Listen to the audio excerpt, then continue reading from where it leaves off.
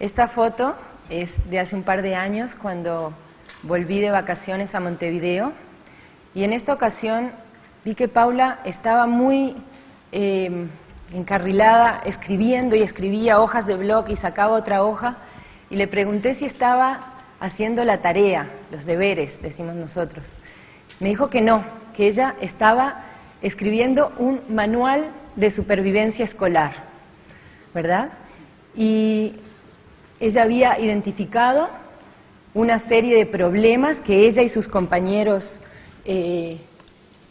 vivencian, y había escrito una serie de soluciones, de consejos, cosas de convivencia, pero también cosas prácticas, como ir al baño. Y enseguida le tomé foto al manual.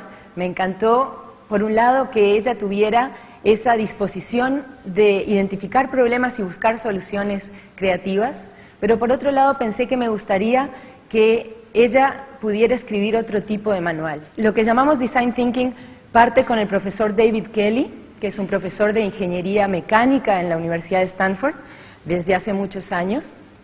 Y David es también el fundador de IDEO, que es quizás la empresa de diseño más famosa del mundo actualmente, por ser los diseñadores de productos icónicos, como pueden ser la primera computadora de bolsillo, la Palm, que es precursora de los teléfonos celulares que hoy tenemos, y el mouse de la computadora para Apple, y también el diseño de procesos de organización dentro de una institución como puede ser un hospital, y repensar cómo podemos hacer que, por ejemplo, el pase de guardia entre las enfermeras sea más eficiente. David Kelley se dio cuenta, por su trabajo en IDEO, que el proceso que usaban los diseñadores para generar productos innovadores, experiencias, servicios y abordar problemas complejos podía ser enseñado y aprendido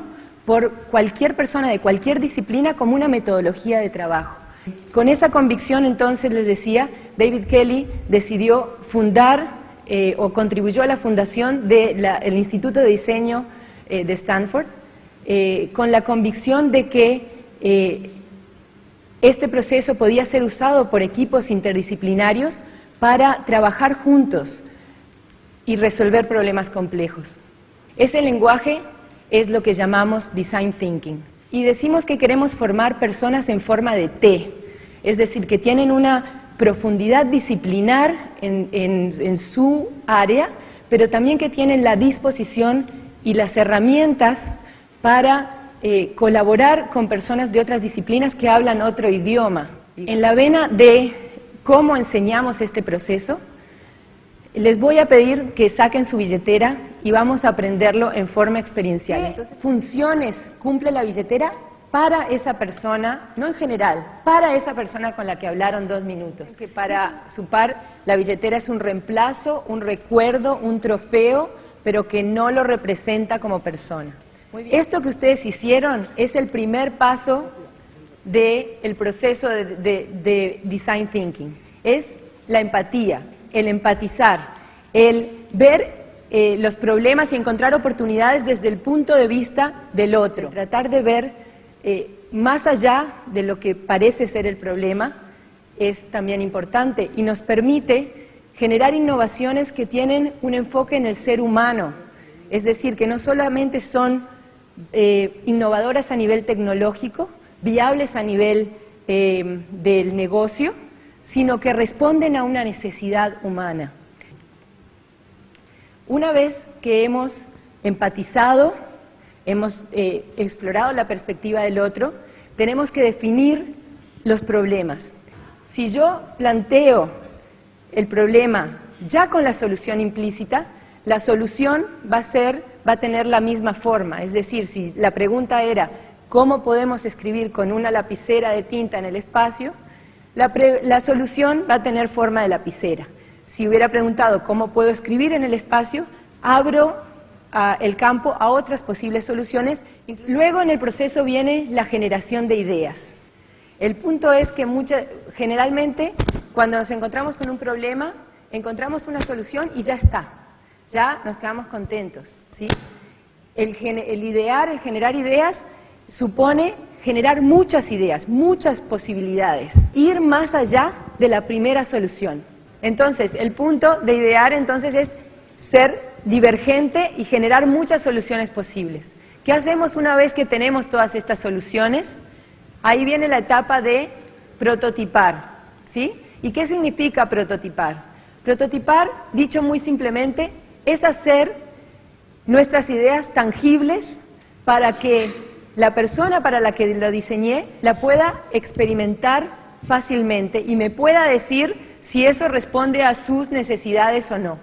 Este es un ejemplo clásico de una herramienta, una herramienta quirúrgica para hacer operaciones que usan médicos. Y lo que está aquí arriba es el real primer prototipo de esta herramienta diseñada por IDEO.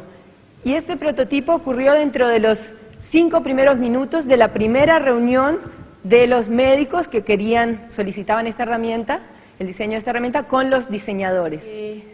Y testear, prototipar para aprender y no para validar. Muchas veces nos pasa que tenemos una idea y aún al inicio de la idea la queremos vender, en vez de realmente probar la idea para ver qué es lo que no funciona y mejorarla, nos apegamos a la idea, y eso pasa muchas veces cuando no hemos prototipado y ya gastamos mucha plata y recursos en desarrollar esa idea. Y luego queremos convencer al usuario de que eso es lo que necesita, cuando quizás no. Entonces, cuando uno prototipa queriendo realmente entender si esa es la solución o no. En suma, prototipar es como una actitud, es un estado de la mente, ¿verdad? A mí me gusta este texto de Samuel Beckett, como aprender a equivocarse mejor. Eso es lo que hay que tratar, aprender a equivocarse mejor. A continuación quería contarles un poco acerca de lo que yo considero que este modelo aporta a la educación, no solo a la educación terciaria, sino también a la educación inicial, desde mi experiencia.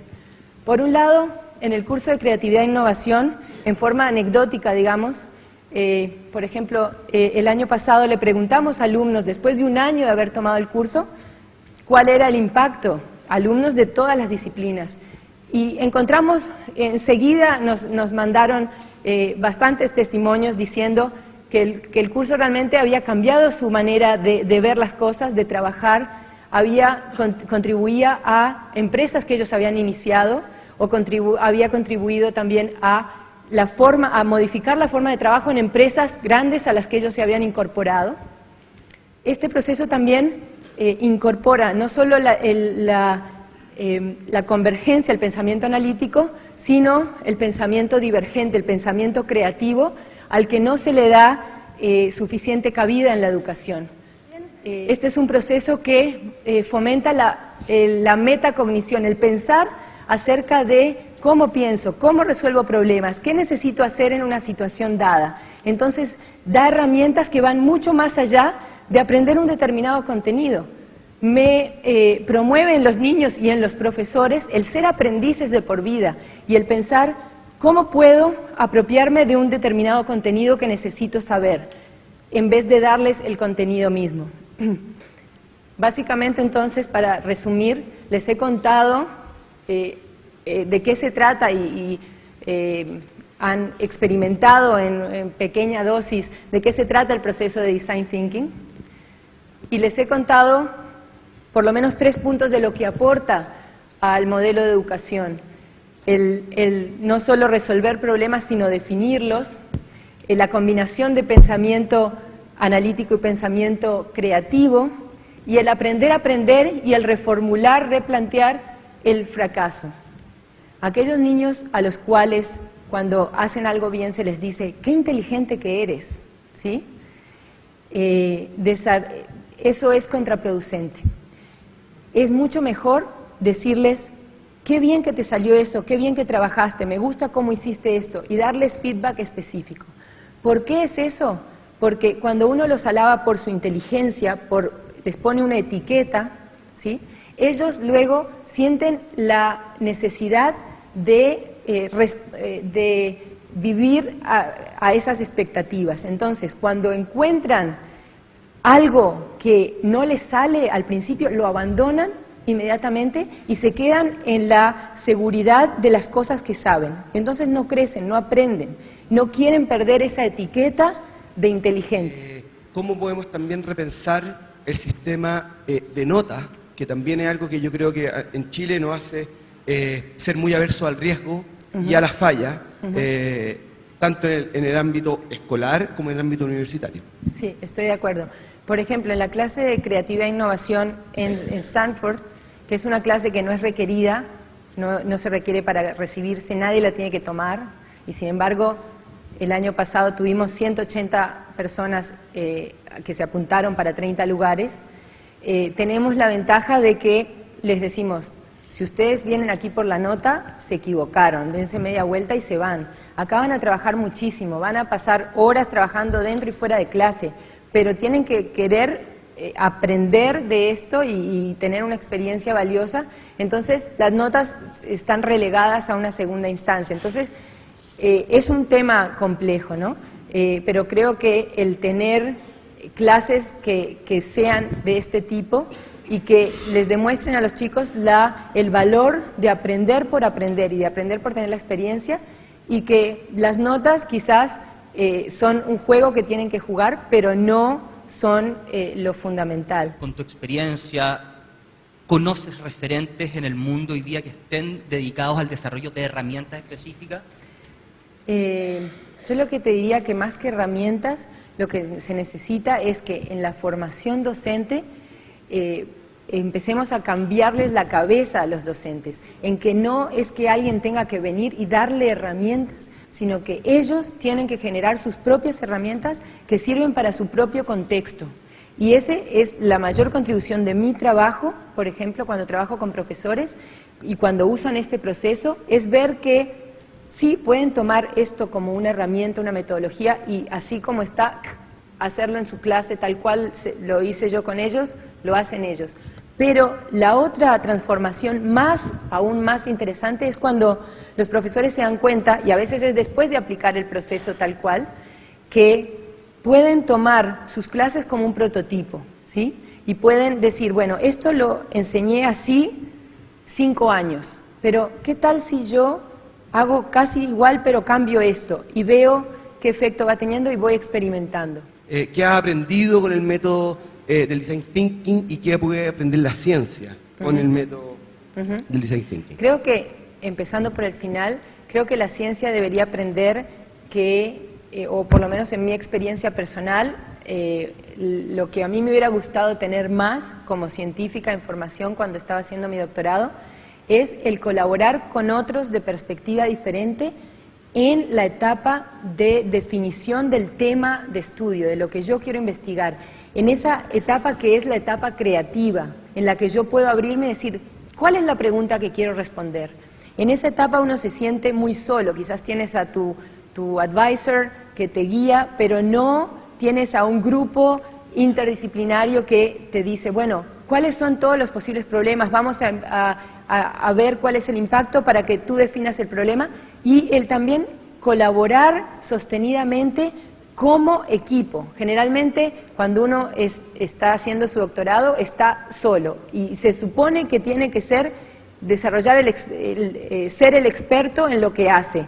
Entonces puede colaborar con otros, pero la colaboración es: tú tienes un aparato que yo necesito, puedes hacer una medida, yo te doy mis muestras y después me devuelves los resultados. Pero no hay colaboración en la creación. Bueno, quería dejarlos simplemente con... Esta es Paula ahora, la semana pasada, que estuve de nuevo en Montevideo. Ella está ahí con su ceibalita, que es como le llamamos a las computadoras, a la XO. Y yo le pregunté, y Paula, ¿en qué anda el manual de supervivencia escolar? Que ya me había contado, ya iba como por la versión 2. Me dijo, no, ahora estoy con otro proyecto. Estoy escribiendo un manual de vida, ¿sí? Lo que yo quisiera es que todos pensáramos, si a veces pensamos, este niño no quieren aprender, no les interesa, ¿no? Si no estamos, digamos, subvaluando su capacidad y sus expectativas, y les estamos transmitiendo que no confiamos lo suficiente en su capacidad y apreciar más la capacidad creativa que tienen. Les agradezco mucho la atención. Aquí queda mi información de contacto. Muchas gracias.